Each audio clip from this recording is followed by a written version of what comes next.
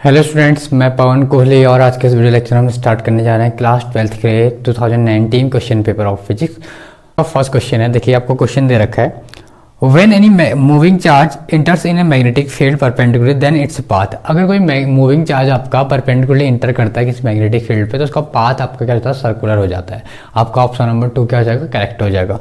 Next question आपके पास, the maximum value of power factor in alternating current LCR circuit. किसी LCR circuit पे जो पावर फैक्टर है उसकी मैक्सिमम वैल्यू कितनी होती है। 4 ऑप्शन दिए थे तो इसका ऑप्शन नंबर 2 यानी कि +1 आपका करेक्ट होगा। नेक्स्ट क्वेश्चन आपके पास, which of the following electromagnetic waves. इनमें से कौन सी इलेक्ट्रोमैग्नेटिक वेव्स, आपको 4 ऑप्शन दे रखे हैं तो उसमें से आपका ऑप्शन नंबर 2 करेक्ट है, लाइट वेव्स। नेक्स्ट क्वेश्चन है, beta rays are. Beta rays क्या है, इसका भी ऑप्शन नंबर 2 करेक्ट है आपका, इलेक्ट्रॉन्स। नेक्स्ट क्वेश्चन आपके पास, what is the value of electric field intensity at any point inside a solid charge conducting sphere. Electric field intensity क्या होगी किसी सॉलिड चार्ज कंडक्टर के इनसाइड पे, तो इसका आंसर होगा आपका 0। नेक्स्ट क्वेश्चन है, राइट द सही unit of power of lens. Lens की पावर का सही यूनिट सभी जानते हैं, डायोप्टर होता है। नेक्स्ट है, what thing is verified by Davisson German experiment. Davisson और जर्मन के एक्सपेरिमेंट से क्या प्रूफ हुआ था, तो उन्होंने बताया था कि ड्यूअल नेचर ऑफ मैटर बताया था उन्होंने भी। उसके बाद है next, right the name of majority and minority carrier charge carriers in P type semiconductor. देखिए मेजॉरिटी कैरियर जो होते हैं पी टाइप में होते हैं कोटर होल, और माइनॉरिटी कैरियर आपके इलेक्ट्रॉन होते हैं। नेक्स्ट आपके पास क्वेश्चन है आपको कि दे रखा है कूलाम का लॉ आपको प्रूव करना है और 2 पॉइंट्स के बीच में से लिखना भी और प्रूव भी करना है। तो देखिए स्टूडेंट आपको पता होगा जो कूलाम्स का लॉ है, देखिए मान लीजिए 2 चार्ज है आपके पास, एक क्यू चार्ज है Q1 और एक चार्ज Q2 है। इनके बीच की डिस्टेंस आपकी है R, इधर से इधर तक। ये क्वेश्चन नंबर आपका 9 है। तो इनके बीच जो फोर्स लगेगा वो हमें पता है कि 2 पॉइंट चार्ज के बीच लगने वाला फोर्स जो होता है आपका डायरेक्टली प्रोपोर्शनल होता है दियर मैग्नीट्यूड। इन चार्ज के मैग्नीट्यूड के इक्वल होता है, मतलब डायरेक्टली प्रोपोर्शनल होता है। और उसके बाद आपको पता है कि इनके बीच की डिस्टेंस के क्या होता है, इनवर्सली प्रोपोर्शनल होता है। 2 चीज़ें हैं आपकी जो बताई गई है, एक तो इनके मैग्नीट्यूड के प्रोपोर्शनल होता है और दूसरा इनवर्सली प्रोपोर्शनल होता है इनके बीच की डिस्टेंस के। तो आपकी इक्वेशन फर्स्ट हो गई, इक्वेशन 2 ये हो गई है। तो आपको क्या करना है, अब इन दोनों को सॉल्व करना है। देखिए मैं यहाँ पे कर देता हूँ, F प्रोपोर्शनल टू आपका हो जाएगा Q1 Q2 इंटू 1/r²। अगर इसे आप आगे सॉल्व करें तो F इक्वल टू आपका आ जाएगा K, और यहाँ पे हो जाएगा आपका Q1 Q2 अपॉन r², क्योंकि प्रोपोर्शनल रहेगा तो आपका कांस्टेंट क्या आ जाएगा, K आ जाएगा। अब इस K की जो वैल्यू होती है आपकी होती है 1/4πε0, तो आपका हो जाएगा F equal to 1/4πε0 Q1 Q2 upon r²। अब देखिए इसकी वैल्यू जो होती है 1/4πε0 की होती है 9 × 10⁹ मीटर पर सेकेंड स्क्वायर, ये होती है। तो स्टूडेंट नेक्स्ट क्वेश्चन आपका क्वेश्चन नंबर 10, जिसमें कि 2 पार्ट हैं आपके, जिसमें आप फर्स्ट पार्ट सॉल्व करते हैं। आपको एक प्लेन शीट दे रखी है जहां पे आपको एक गॉसियन सरफेस सिलिंड्रिकल वाला इस तरीके से जूम करना है और उसके एक नियर पे एक पॉइंट P मान लेना है, और उस पर आपको इलेक्ट्रिक इंटेंसिटी का एक्सप्रेशन डिराइव करना है। तो देखिए स्टूडेंट हमने क्या मान लिया, ABCD क्या है आपके पास, एक इनफाइनाइटली प्लेन शीट है जो चार्ज है, जिसके सरफेस पे चार्ज क्या है, इक्वली डिस्ट्रीब्यूटेड है। और आपने क्या करना है, गॉसियन, देखिए गॉसियन सरफेस सिलिंड्रिकल वाला आपको अज्यूम कर लेना, जहाँ पे इसका ये P' मान लीजिए, P मान लीजिए। अब आपके इस वाले पे जो फ्लक्स निकलते हैं वो निकलते हैं 3 फ्लक्स निकलते हैं। एक तो निकलेगा आपका इस पॉइंट से, एक निकलेगा इस पॉइंट से, और निकलेगा इस पॉइंट से। तो देखिए टोटल फ्लक्स अगर आप निकालें यहाँ पे टोटल फ्लक्स, तो उसका φE बराबर हम लिखेंगे यहाँ पे φP plus φP' plus φC। देखिए मैंने इसको P' मान लिया, इसको P मान लिया, इसको φC मान लिया, इस पॉइंट से जो निकलेगा। अब देखिए यहाँ पे जो C वाला है, φC वाला, इस पॉइंट से जो निकलेगा ये क्लोज्ड है आपका। अब आपको पता है क्लोज्ड कितना 0 होता है कंप्लीटली फ्लक्स, तो अगर ये 0 होगा तो इसको हम सीधे छोड़ सकते हैं 0। तो आपके पास बचे कितने, सिर्फ 2 बचे। तो इसे सॉल्व करेंगे, φE बराबर आपको हो जाएगा, φP के लिए हो जाएगा integration of E vector dot ds, plus इसके लिए भी क्या होगा, integration of E vector dot ds vector, क्योंकि देखिए जितना यहाँ होगा फ्लक्स उतना यहाँ भी होगा, क्योंकि ये बराबर है। अब देखिए 2 क्यों हुए, ये बात आती है इसलिए क्योंकि अब जो प्लेन शीट होगी आपकी इधर से भी होगी और इधर से भी होगी, दोनों साइड से, इसलिए 2 हुए। तो देखिए अब ये तो आपका इसको सॉल्व करते हैं अगर हम, तो φE बराबर आपका हो जाएगा EdS का, E कॉन्स्टेंट, आप E को इधर रख दीजिए और यहाँ पे ds लगा दीजिए, प्लस फिर यहाँ पे भी E बाहर रखिए और इसको ds लगा दीजिए इस तरीके से। अब देखिए यहाँ पे फाई ई बराबर ई तो कांस्टेंट आपका इस डी एस का आपका ई एस हो जाएगा प्लस इसका ई और डी एस का एस। देखिए ई का ई रहा, इस डी एस का पीछे और उतर जाता है, ई का ई और डी एस का एस उतर गया। अब ई एस और ई एस अगर आप सॉल्व करें तो आपको कितना मिल जाएगा 2e एस मिल जाएगा इस तरीके से। अब आपको क्या करना है, देखिए फाई ई है यहाँ पे, हमें क्या करना पड़ेगा गाउस के लॉ से ये सॉल्व करना पड़ेगा। देखिए फाई ई बराबर आपको होता है क्यू अपॉन एप्सिलॉन नॉट होता है गाउस के लॉ के अकॉर्डिंग। पर आपको पता है इसमें चार्ज जो है इसके सरफेस पे डिस्ट्रीब्यूटेड है। अगर जब कोई कभी चार्ज सरफेस पे डिस्ट्रीब्यूट होता है उसके लिए क्यू की जो वैल्यू होती है चेंज हो जाती है, यानी कि क्यू आपका सरफेस डेंसिटी वाला चार्ज सरफेस डेंसिटी वाला फॉर्मूला लगाना पड़ेगा। क्यू बराबर होता है आपका सिग्मा एस होगा फॉर्मूला, क्यू बराबर सिग्मा एस। अब इस क्यू की जगह सिग्मा एस आपको पुट करना पड़ेगा यहाँ पे। तो देखिए इस फाई की जगह अगर मैं क्यू एक पुट करूँ तो आपका हो जाएगा सिग्मा एस और अपॉन में एप्सिलॉन नॉट इसकी जगह हो गया। अब ये इस वैल्यू को मैं क्या कर देता हूँ यहाँ पे पुट कर दिया मैंने, और इक्वल मुझे क्या मिल रहा है 2e एस मिल गया है इस तरीके से। अब मुझे वैल्यू किसकी चाहिए, सिर्फ ई की चाहिए, तो 2e कहाँ जाएगा आपका इधर आ जाएगा, क्योंकि एस से एस कैंसिल होगा। तो सॉल्व करेंगे आप तो सिग्मा अपॉन 2 एप्सिलॉन नॉट, यानी कि ई बराबर आपका हो जाएगा सिग्मा अपॉन 2 एप्सिलॉन नॉट हो जाएगा। तो स्टूडेंट नेक्स्ट क्वेश्चन आपके पास क्वेश्चन नंबर 10 का सेकंड पार्ट। आपको क्वेश्चन दिया हुआ है कि पैलेट प्लेट कैपेसिटर है जिसमें कि आपको क्या निकालना है, उसमें जो एनर्जी स्टोर्ड होती है उसके लिए आपको एक्सप्रेशन निकालना है।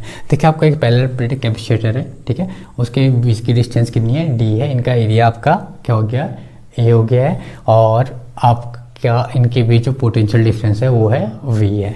तो देखिए इसके जो कैपेसिटेंस होगा c आपका epsilon not k upon D इसका फार्मूला होता है। अब देखिए इसके बीच जो एनर्जी होगी, इनके बीच में जो एनर्जी स्टोर्ड होगी 1/2 CV स्क्वायर होती है। अब देखिए c की वैल्यू आप यहाँ से क्या कर दीजिए इसमें पुट कर दीजिए, तो जगह 1/2 c की जगह epsilon not a upon D और यहाँ पे जो आपका v स्क्वायर हो जाएगा इस तरीके से।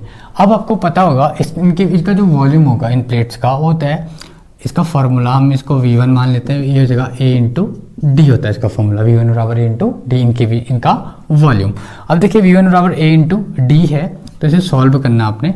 अब इसके भी जो एनर्जी स्टोर्ड होती है उसको स्मॉल u से हम क्या करते हैं डिनोट करते हैं, उसका फॉर्मूला होता है कैपिटल U अपॉन V1 होता है, स्मॉल u बराबर U अपॉन V1 होता है।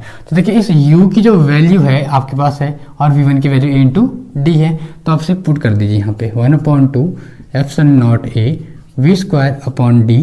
अब देखिए यहाँ पे इसके अपॉन में है a इंटू डी हो गया है। अब देखिए d इधर इंटू होगा, ये भी इधर जाएगा, लेकिन इससे कैंसिल आउट होगा, d इंटू डी आपका डी स्क्वायर हो जाएगा, इक्वल टू आपका हो जाएगा 1/2 एप्सिलॉन नॉट v स्क्वायर यहाँ पे और अपॉन में हो जाएगा आपका डी स्क्वायर। अब एक फार्मूला होता है आपका v बराबर e इंटू डी होता है। अब e निकालेंगे आप तो यहाँ हो जाएगा v अपॉन डी, इनके बीच जो पोटेंशियल डिफरेंस होता है v बराबर ई डी होता है, e निकालोगे आप इंटू में तो अपॉन में आ गया।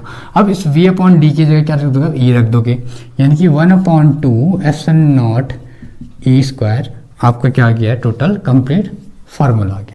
तो स्टूडेंट क्वेश्चन नंबर 11 आपके पास आपको पैरेलल कॉम्बिनेशन बताना है रेजिस्टेंस का। तो देखिए स्टूडेंट आपके पास एक ये देखिए आई एम्पेयर की करंट फ्लो हो रही है रेजिस्टेंस R1 R2 R3 में, जहाँ पे करंट आपकी I1 I2 I3 है और वोल्टेज क्या आपका V है। तो टोटल I आपकी हो जाएगी, I बराबर हो जाएगा आपका I1 plus I2 plus I3। आप इसमें I1 माने, इसमें I2, इसमें I3 माने, तो देखिए टोटल करंट आपका हो जाएगा I1 plus I2 plus I3। अब वोल्टेज सेम है तो देखिए रेजिस्टेंस R1 R2 R3 है, तो V बराबर हमें पता है क्या होता है आपका IR होता है। हमें I की वैल्यू चाहिए तो क्या हो जाएगा आपका I बराबर V अपॉन R हो जाएगा, क्योंकि I इंटू में है तो अपॉन में आ जाएगा R आपका। तो देखिए यहाँ पे V अपॉन R हो गया, तो इस I1 की जगह आप क्या लिख देंगे V अपॉन R1। तो देखिए I बराबर हो जाएगा आपका V upon R1 plus V upon R2 V upon R3। इस I की जगह भी आपका क्या देगा V अपॉन R हो जाएगा इस तरीके से। तो देखिए V इन सब में कॉमन लेंगे तो क्या हो जाएगा 1/R1 plus 1/R2 plus 1/R3। इन सब में से V क्या ले लिया कॉमन, तो 1 बचा, इस V से V कैंसिल, तो आपका आ जाएगा डायरेक्ट फॉर्मूला 1/R बराबर 1/R1 plus 1/R2 plus 1/R3। Question number 12 देखिए स्टूडेंट आपको दे रखा है अ galvanometer coil has resistance of 15 ओम। देखिए आपको रेजिस्टेंस कितना दे रखा है 15 ओम दे रखा है। उसके बाद दे रखा है आपको the meter shows scale deflection for a current of 4 ampere, how will you milliampere दे रखा 4 आपको करंट, उसके बाद दे रखा आपको you convert the calorimeter into ammeter of range of 0 to 6 ampere, आपको कन्वर्ट करना है 0 to 6 एम्पियर के रेंज वाले पे। तो देखिए आपको आर निकालना है, यहाँ पे आपको सारी वैल्यूज दे रखी है, आप सॉल्व करेंगे इसे। तो आर बराबर आई जी की वैल्यू आपके पास है 4 इंटू 10⁻³ और अपॉन में आपके पास आई माइनस आई कितना है आपके पास 6 माइनस 4 इंटू 10⁻³ और यहाँ पे देखिए इस पे हो जाएगा आपका 15। अब इससे मल्टीप्लाई होगा तो 60 आ जाएगा आपका इधर पे, 15 इंटू 4 60 इंटू 10⁻³ हो जाएगा और नीचे हो जाएगा 6 माइनस 4 इंटू 10⁻³ अब 6 से 4 तो माइनस हो नहीं सकता यहाँ पे, तो आपको क्या करना पड़ेगा, सॉल्व करना पड़ेगा। देखिए अगर आप इसे सॉल्व करेंगे 60 इंटू 10⁻³ अब देखिए यहाँ पे 10⁻³ ये 4 है, अगर इसे आप अपॉन में ले जाएंगे 10⁻³ ये पॉजिटिव हो जाएगा, 6 माइनस 4 अपॉन कितना हो जाएगा 10⁻30। अब इसे सॉल्व करेंगे तो आसान हो जाएगा थोड़ा हमारे लिए। देखिए 60 इंटू 10⁻³ अपॉन 6 माइनस ये हो जाएगा आपके पास, अगर इसको डिवाइड करें हम 1000 से तो आपको मिल जाएगा 0.004 मिल जाएगा इस तरीके से। अब 6 से आपको क्या करना है, इसको माइनस करना है, अगर आप 6 से इसको माइनस करते हो आपका आंसर आ जाएगा। देखिए 6 से माइनस करके 6.00 रख दीजिए यहाँ पे और यहाँ पे 0.04, इस जगह 10 में से 4 गया 6 और 9 में से 0 गया 9, यहाँ पे 5.96। तो देखिए 60 इंटू 10⁻³ और यहाँ पे आ जाएगा आपका 5.96। अब देखिए यहाँ पे क्या करना है आपको, 5.96 से इसको क्या कर देना, आपने डिवाइड कर देना। अब सिर्फ डिवाइड कर देंगे अगर 5.96 से, अगर आप यहाँ पे कैलकुलेशन आ जाएगी आपके यहाँ पे 1.0000007 इंटू 10⁻² आ जाएगी इस तरीके से कैलकुलेशन। अगर इसे और सॉल्व करेंगे तो आपको मिल जाएगा 0.001 ओम।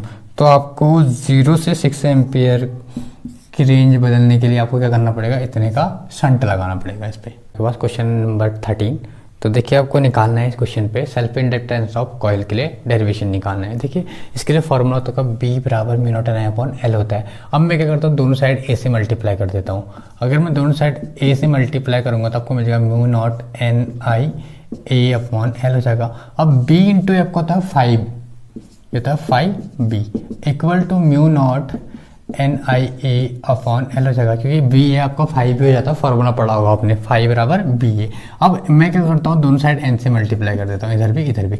अब यहाँ पे जो होता है आपका N 5B होता है इक्वल होता है L I के इक्वल होता है, यानी कि हम N 5B की जगह कितना रख सकते हैं, Li रख सकते हैं। Li रखेंगे यहाँ पे तो Li बराबर हो जाएगा आपका N μ0N इंटू NIA/L हो जाएगा इस तरीके से। अब देखिए यहाँ पे μ0NIA, यहाँ से I से I कैंसिल होगा आपका, तो L बराबर आपको मिल जाएगा N μ0N² मिल जाएगा आपको सेल्फ इंडक्टेंस।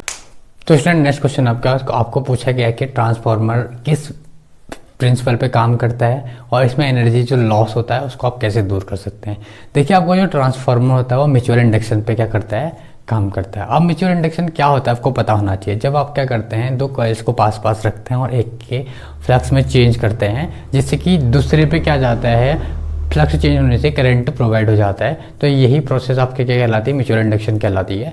और जनरली इस पे जो चेंज आता है, देखिए अब एनर्जी लॉस का यहाँ पे है कि जो हायर द करंट होता है केबल पे, यानी कि जो ट्रांसफार्मर के अंदर जो हायर द करंट आएगा आपका in a cable, the greater the energy transfer to the surrounding by the heating. मतलब जो करंट आपका हीट की वजह से जो करंट की हीट आ रही है उसको ट्रांसफर कर दिया जाता है सराउंडिंग के द्वारा। ये हम एनर्जी लॉस को दूर कर सकते हैं इससे।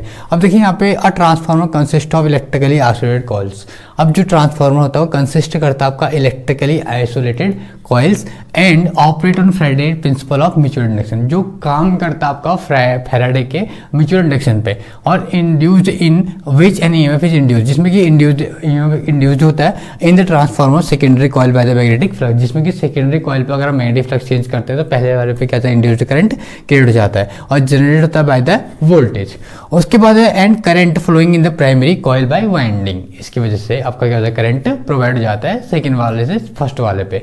तो देखिए देखिए आपका एनर्जी लॉस भी दूर हो सकता है इस तरीके से। ये आपको बता नंबर 15 आपको बोला गया था कि आपको दो ऐसी रेज बतानी है इलेक्ट्रोमैग्नेटिक वेव जो ह्यूमन के उपचार में, ह्यूमन की बीमारी में यूज आती है। तो पहले आती है आपकी एक्स रेज और दूसरी आती है यूवी रेज। अब एक्स रेज का काम होता है आपका मानव की जो अस्थियाँ होती है वो देखने का काम आता है, और दूसरा यूवी रेज जो होती है कैंसर की जो डेड जो सेल्स होती है उनको डेड करने का काम आता है। अब इन दोनों में किसकी रेंज ज़्यादा होती है, मतलब किसकी फ्रिक्वेंसी ज़्यादा होती है, तो एक्स रेज की ज़्यादा होती है। नेक्स्ट क्वेश्चन आपको दे रखा है कि पास रखे दो लेंस है जिनके लिए आपको कॉन्टैक्ट लेंस के लिए फोकल डिस्टेंस निकालनी है, फोकल लेंथ निकालनी है। तो देखिए मान लीजिए L1 L2 आपके दो क्या है लेंस है जो आपस में सटाकर रखे गए हैं। अब मान लीजिए ये ओ क्या है आपका ऑब्जेक्ट है, यहाँ पर रखा है, यहाँ से इसकी डिस्टेंस कितनी है v है।